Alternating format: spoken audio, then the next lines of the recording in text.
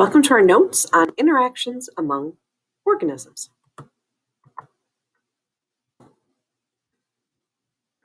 During a typical day in any ecosystem, organisms interact in a variety of ways. There are three main types of interactions. We have competition.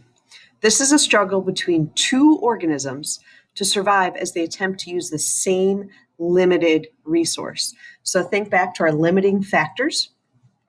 These are the things that kind of restrict how successful a population can be. And competition is when organisms both want the same limited resource. And that could be things like space, mates, food, water, position in a group. So are you the dominant animal in that group? All those are things that animals may compete for. Predation. Dun, dun, dun. This is an interaction where one organism, the predator, kills another organism, the prey, for food. So it's important in predation, one of the animals dies and becomes a food for the predator.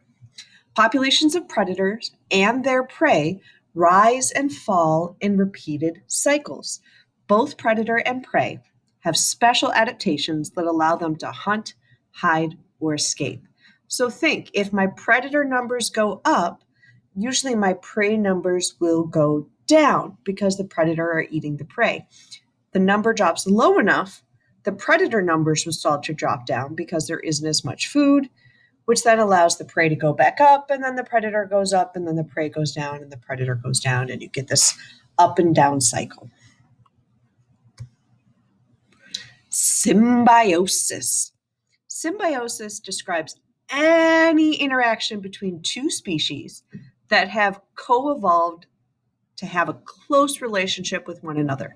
So this is any kind of interaction in organisms, okay? And there's three main types of symbiosis: mutualism, commensalism, and parasitism.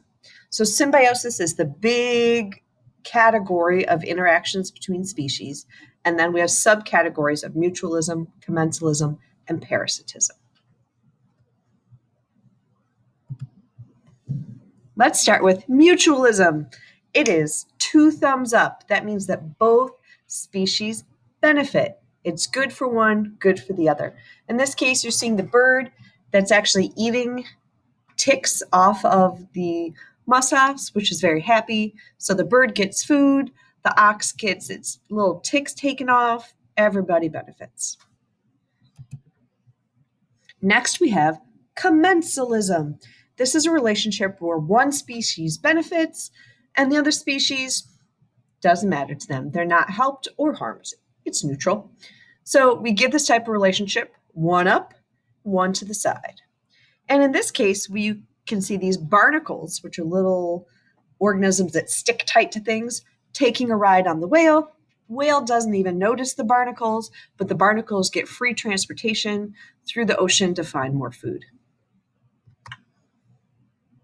Parasitism.